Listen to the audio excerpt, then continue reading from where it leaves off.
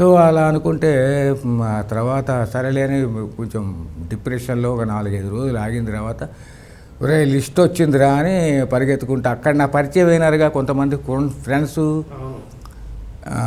వాడు ఒరే నీ లిస్ట్లో నీ పేరుని చూసుకున్నట్టే లిస్ట్ లేదు బొంగు నాకు వస్తూ ఇస్తారో లేదో ఏదో గోవాల న్యూస్ సెన్స్ నాకు నేను వెళ్ళలేదు నాకు సిగ్గు అన్న ఉండరా నేను చూసి వచ్చాను సెకండ్ పేరుంది నీది ఫస్ట్ 6గురికే 300 ఇస్తున్నారా ఆడపిల్లలకి ఫ్రీగా నేర్పుతున్నారు అని చెప్పాడు ఇన్ఫర్మేషన్. అప్పుడు చెంగన గంతులేసి వెళ్ళి ఆ లిస్టులో నా పేరు చూసుకుని మురిసిపోయి అందులో చేరా. అక్కడ నాకు ఈ ఔత్సాహికంగా ఉండేటువంటి నాటకం మీద ఉండే ఆసక్తి, నాటకం మీద యాక్టర్గా పనిచేయటము, సో దర్శకత్వం చేసే వాళ్ళని అబ్జర్వ్ చేయటము ఇవన్నీ కూడా అలవర్చుకున్నా కాబట్టి. ఎక్కడ జరిగేది ట్రైనింగ్ అంతా? అదే కృష్ణగారి మన కృష్ణగారి ఇల్లు అక్కడ ఈ గానసభలోని అక్కడి నుంచి 10 ఏళ్ళ తర్వాత మా ఇల్లు. సో చాలా గొప్పగా అసలు have achieved lot my goal అని అనుకుని వెళ్ళాను. అక్కడ ప్రొఫెషనలిస్టిక్ ట్రైనింగ్ అని ఇచ్చారు. అంటే వృత్తి చేసుకోవచ్చు, నువ్వు ట్రైనింగ్ తీస్తే వృత్తిగా నువ్వు అవలంబించుకోవచ్చు. వృత్తిపరమైనటువంటి నాటకాల్లో ఏ విధమైనటువంటి మెలకువతలు ఉండాలి, స్కిల్స్ డెవలప్ చేసుకోవాలి, ఇవన్నీ కూడాను ఒక టీచర్ వల్ల కాదండి, మల్టీ లెవెల్ టీచర్స్ మాకు చాలా అద్భుతమైనటువంటి ట్రైనింగ్ ఇప్పించారు. ఫస్ట్ బ్యాచ్ కాబట్టి I got wonderful opportunity to interact so many people, so many great scholars, actors, వీళ్ళంతా సాంఘిక నాటకాలు, పద్య నాటకాలు, చిల్డ్రన్ థియేటరు, ఈ పెద్ద పెద్ద రచయితలు, సిఎస్ రావు గారు అని చెప్పానే అటువంటి రచయితలు, కొర్రపాటి గంగాధరరావు గారు, ఎంతోమంది నారాయణ రెడ్డి గారు, పద్య నాటకం నుంచి పిస్పాటి వారు, చాలామంది. సో వీళ్ళందరి నుంచి నాలెడ్జ్ మొత్తం సేకరించేసి ఒక ఎక్స్పోజర్ ఇచ్చారు ఫోక్ ఆర్ట్స్ మీద. కానీ ఇది బతుకు తెరువుకి ఎంతవరకు ఉపయోగపడుతుందని ఆలోచన మీకు రాలేదా? రాలా. ప్రస్తుతానికి పని మీద ఉన్నాం, బాగుంది. ఈ ఎక్కడా లేదు, గవర్నమెంట్ ఇన్స్టిట్యూట్ లేదు. ఒక ఢిల్లీలో నేషనల్ స్కూల్ ఆఫ్ డ్రామా తప్పితే ఎక్కడా లేదు. పుణే ఫిల్మ్ ఇన్స్టిట్యూట్ లేదు? అప్పుడు ఫిల్మ్ ఇన్స్టిట్యూట్ ఉంది, అక్కడి నుంచే దేవదాస్ గారు వచ్చారు. ఇక్కడ ఏమైంది, ఫిల్మ్ ఇన్స్టిట్యూట్ అనగా సినిమా మీద ధ్యాస వెళ్ళలా, నేషనల్ స్కూల్ ఆఫ్ డ్రామా మీద ధ్యాస వెళ్ళింది. హిందీ రాదు దొబ్బే అన్నారు, హిందీకే ప్రయారిటీ బాగా. అందుకని మళ్ళీ ఇప్పుడు కొత్తగా హిందీ నేర్చుకోవడం కష్టం. ఇక్కడ హైదరాబాద్ హిందీలో ఏదో మేనేజ్ చేసుకుంటూ పెరిగాం కాబట్టి, కానీ అది కాదు. అప్పుడు ఇలాగ ట్రైనింగ్ దీని తర్వాత కంటిన్యూషన్ కూడా చేశారు. అయిన తర్వాత మళ్ళీ సఫరింగే. ఎక్కడ ఎవరిస్తారు? అవును, డబ్బులు ఇచ్చిన వేషం ఎవరిస్తారు?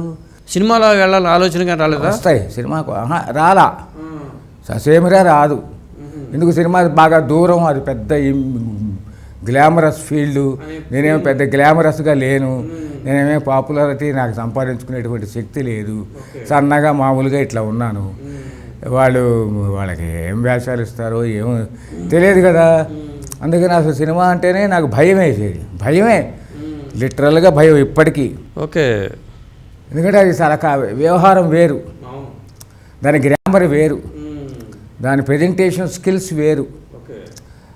దాని మీద మనం చదువుకుంటే కానీ నాకు ఎక్స్పోజర్ రాదు. సో నాటకం మీద అథారిటీ వచ్చింది, ట్రైనింగ్ ఇవ్వగలం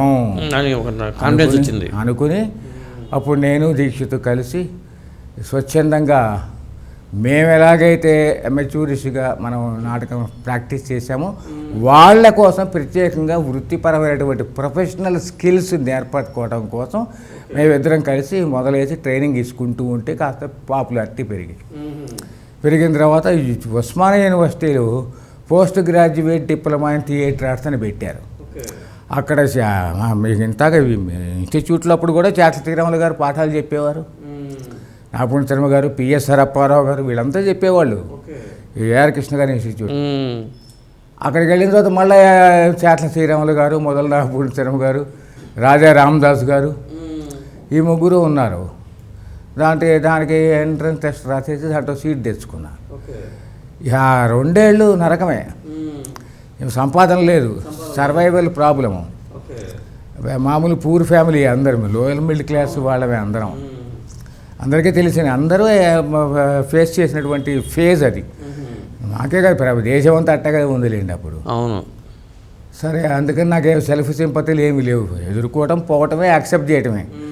ఆ తర్వాత PG diploma in theatre arts 2 ఏళ్ళప్పుడు, ఎప్పుడు నేను చిన్నప్పుడు దారి తప్పిన ఆకలి డైరెక్షన్ రిహార్సల్ డిఎస్ఎన్ మూర్తి గారిని వీళ్ళందరినీ చూసా కదా, ఆయన క్లాస్మేట్ అయినాడు నాకు. ఓకే. ఊరినాయన ఇంత పెద్ద ఆయన, ఇంత ఇమేజ్ ఉన్న ఆయన మహానుభావుడు, వాళ్ళతో పాటు నాకు సీట్ వచ్చింది అని మళ్ళా కుప్పిగంతులు మనసులో. ఓకే. ఇటువంటి వాళ్ళతో కలిసి చదువుకునేటువంటి, మరి పాకెట్ మనీ కానీ ఇవన్నీ డబ్బులు ఎక్కడ ఏమీ లేదు, ఎవరికీ ఉండవు అక్కడ. ఏదో వాళ్ళే ఫ్రెండ్స్ కొంచెం కలిసి టీ తాగేటప్పుడు. మీ నాన్న ఇంట్లో ఇచ్చేవాళ్ళు కదా మీ నాన్నగారు? మేము అడగటం కూడా మాకు ఆత్మాభిమానం ఎక్కువ అందరికీ మా కుటుంబంలో, అడగరు.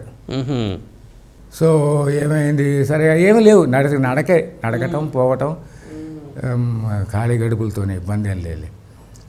మార్నింగ్ ఏమో ఎక్కడన్నా జాబ్ వర్క్ దొరికితే టైప్ చేసేసి 40 పైసలు 50 పైసలు వచ్చేది. ఇప్పుడు దాల్ రైస్ 50 పైసలు,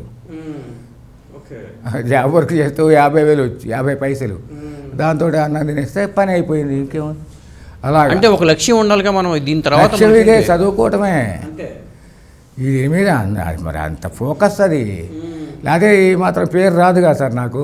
ఇప్పుడు నాకు ఇంత వస్తుందని అప్పుడు ఊహించి ఉంటారు కూడా. ఎవరు ఊహించరు. నాతో పాటు చదువుకున్న వాళ్ళు ఊహించలే. అయిన తర్వాత మధు ఫిల్మ్ ఇన్స్టిట్యూట్ అది అయిపోయింది 83లో 85లో. మధు ఫిల్మ్ ఇన్స్టిట్యూట్ అప్పుడే పెట్టేశారు. ఒక బ్యాచ్ రిలీజ్ అయింది. దేవదాస్ కనకారు గారు ప్రిన్సిపాల్గా ఉన్నారు.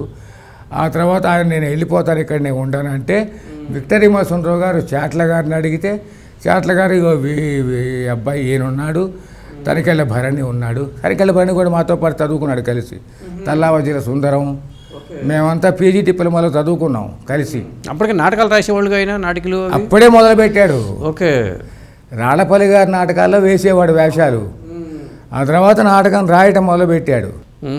అప్పుడే ఏదో దశమగ్రహం ఏదో కొన్ని నాటకాలు రాశాడులే, అల్లుడి మీద, ఇంటి అల్లుడి మీద ఏదో రాసుకుంటూ వచ్చాడు. ఇక ట్రైనింగ్ అయిన తర్వాత ఈ ట్రైనింగ్ అయినప్పుడే గోగ్రహణము, కొక్కరోకో ఇవన్నీ రాసుకోవచ్చు. దివాకర్ బాబు ఏమో కుందేటి కొమ్మ ఏదో ఇట్లాంటివి కొన్ని రాసుకోవచ్చు ఉండేవి. దివాకర్ బాబు ఇక్కడే ఉంటాడు, ఆయన మంచి క్లోజ్ ఫ్రెండ్ ఆయన. సో ఈ భరణికి కూడా ఉద్యోగం లేదు అప్పుడు. భరణి అమృతవాణిలో పనిచేసేవాడు. ఓకే. భరణిని భిక్షు ఉన్నారు, వీళ్ళిద్దరు ఉంటారు, ఎవరిని కావాలి తీసుకోండి అంటే మా సుందరరావు గారు మా ఇంటికి వచ్చాడు. వచ్చి మీ అబ్బాయిని పంపించండి అని చెప్పి మా నాన్నతో మాట్లాడాడు. వెళ్ళాను ఆయనకి. అక్కడ దగ్గరికి వెళ్ళాం, బస్సులో పడిపోయినాం ఇద్దరం. ఆ యూసుఫ్ కూడా సారథి స్టూడియో దగ్గర దిగి నడుచుకుంటే వెళ్ళాలి లోపలికి ఇన్స్టిట్యూట్. అప్పుడు పెద్దగా వసతులు ఏం లేవులే. వెళ్ళిన తర్వాత భరణ్ అన్నాడు, నాకు అమృతవాణిలో ఉద్యోగం ఉంది కాబట్టి వీడికి అసలు ఏమీ లేదు, నువ్వేమైనా చేస్తావురా అని అడిగాడు నన్ను. మీరు చేయండి బోని భిక్షు గారు అన్నాడు ఆయన. సర్లేని చేరతానని చెప్పి జాయిన్ అయిపోయినా. అప్పటికి ఈ 4 ఏళ్ల స్ట్రగుల్కి 1500 జీతం మీద 1500 ఇస్ ఎ బిగ్ అమౌంట్ అప్పుడు నాకు.